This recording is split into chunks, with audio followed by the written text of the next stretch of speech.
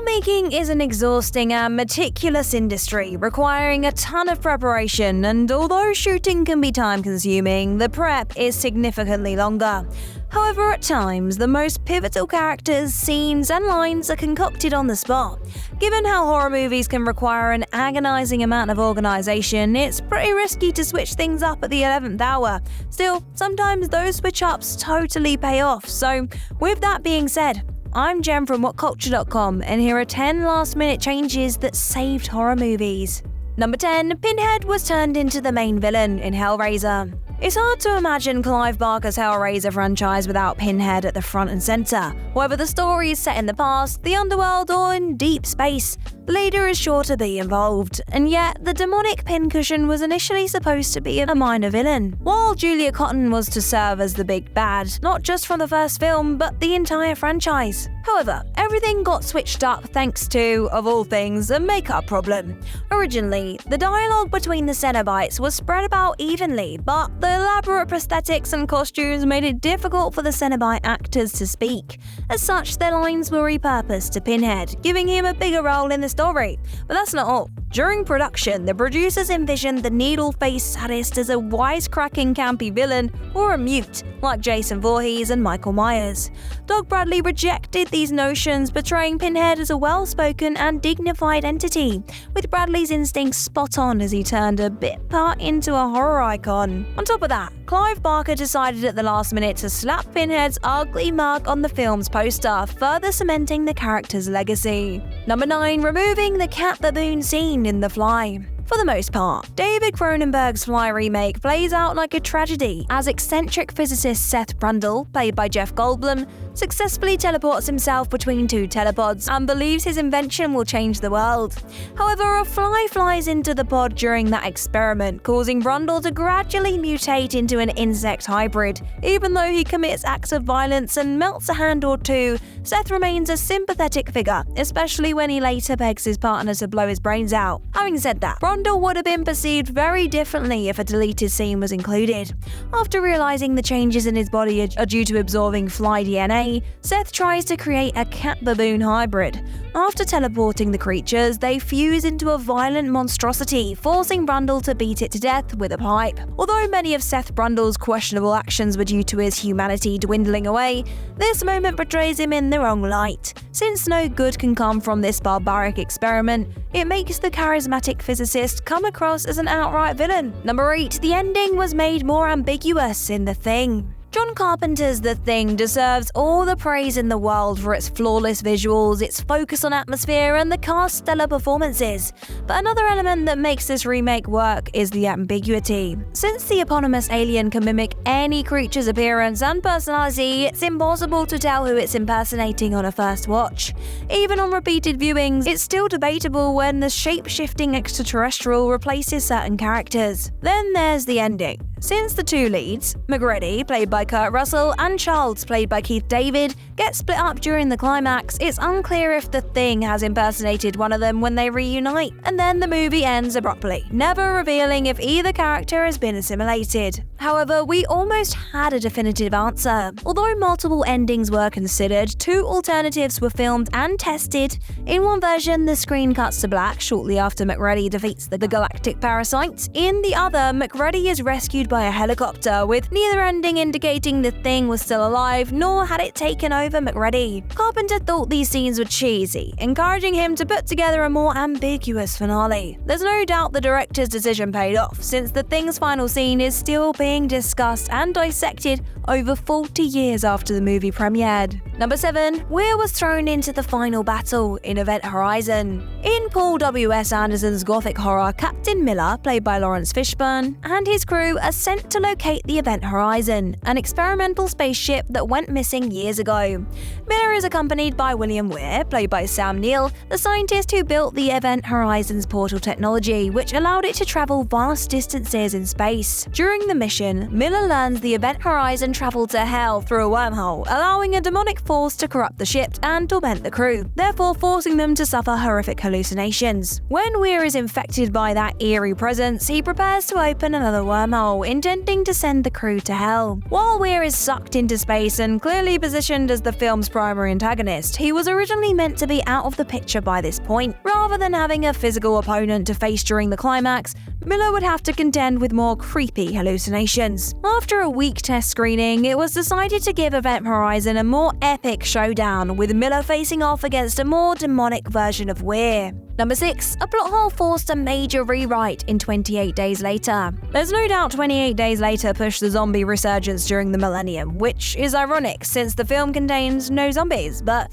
things could have worked out differently if the post-apocalyptic thriller stuck with its original script. When Frank transforms into an infected after becoming exposed to the rage virus at the halfway point, Jim was meant to knock Frank out and take him to a medical complex. While there, Jim's group discovers a mysterious scientist who reveals the infected can be cured with a full blood transfusion. However, this procedure will turn the blood donor into an infected.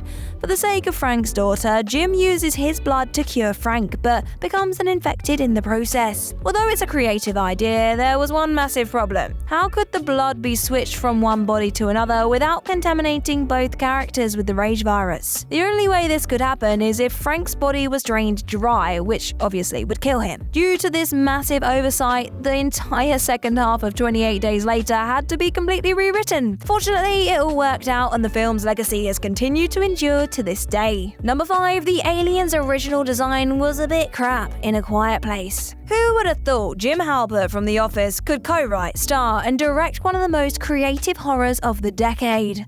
As surreal as it sounds, John Krasinski's A Quiet Place was an absolute triumph. In this survival horror, aliens with acute hearing have invaded Earth, forcing the survivors to live in silence. Since the smallest sound could result in a swift death, every scene is drenched in gripping tension long before the echolocating extraterrestrials appear. But A Quiet Place mightn't have taken off in the way it did if the filmmakers stuck with the creature's original appearance. Initially, the aliens looked like a cross between a Dark Souls boss and Justice League Steppenwolf. Since the design wasn't very imaginative, it would have been anticlimactic when the visitors from another world finally showed up, especially after being flawlessly built up for the first hour. During post-production, the filmmakers realized the design was not up to par, urging the special effects team to revise the monster's appearance completely. After giving them armored-plated skin, a distorted body, bladed knuckles, a toothy grin, and a splitting scalp, the beasties looked like the stuff of nightmares. Number 4. Ripley was meant to die in Alien.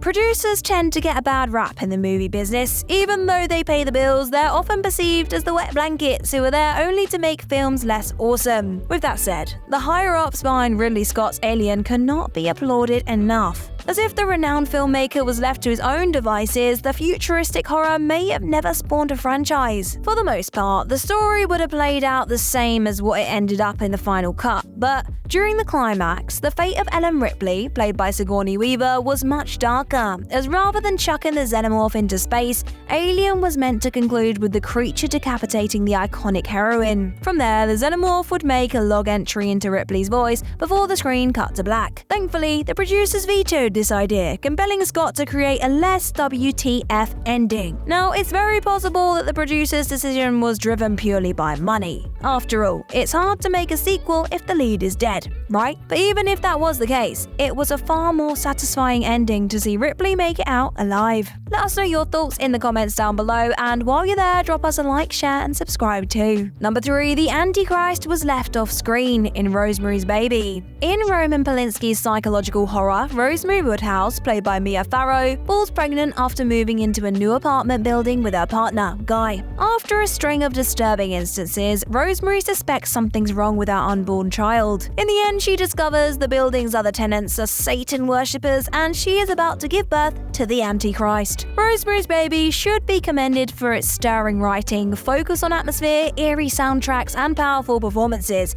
especially from the lead. Also, Rosemary's Baby never feels like a schlocky B-movie despite its outlandish plot, with the demonic imagery kept minimal and the story grounded in reality. However, this could have all been derailed by the original ending. When Rosemary looks at her son during the final scene, she's horrified by its demonic appearance. Although the infant is never seen, producer William Castle wanted a shot of the grotesque creature.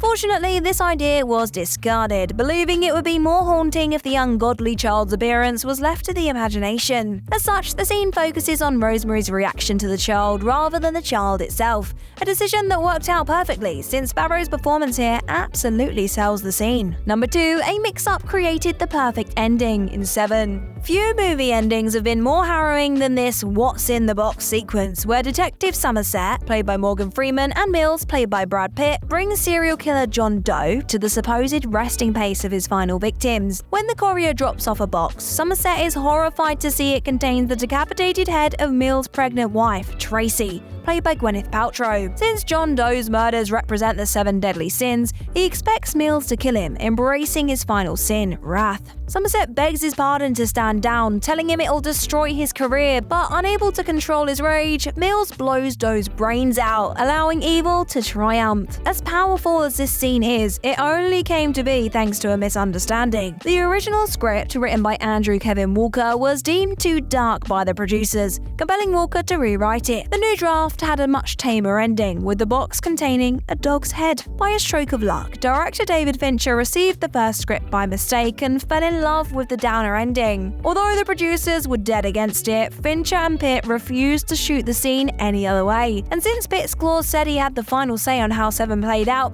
he got his wish. Thanks to a happy accident, Fincher's passion, and Pitt's stubbornness, this iconic ending saw the light of day. Number 1. Gizmo was meant to be the villain in Gremlins. It's debatable who the greatest 80s movie hero is, but there's no doubt who's the most adorable. Despite the fact Gizmo plunges a whole town into disarray, it's impossible not to be won over by the troublesome Mogwai. Sure, he may have accidentally spawned a legion of murderous gremlins, but that doesn't mean he's the bad guy, right? Ironically, that's exactly what Gizmo was supposed to be. In this horror comedy, Billy does everything in his power to save the townspeople from Gizmo's offspring, led by an insidious gremlin called Stripe. But in the original script, it was Gizmo who transformed into Stripe, becoming the main antagonist. This development would create a huge conflict for Billy since he'd been forced to watch his loving pet turn evil. Although it's an intriguing idea, it would have been heartbreaking to see this innocent critter become a monster. It would also really hurt the toy sales too. Producer Steven Spielberg loved Gizmo so much he convinced Dante to make him and Stripe 2 separate characters. That way, Gremlins would still have the big scary villain, but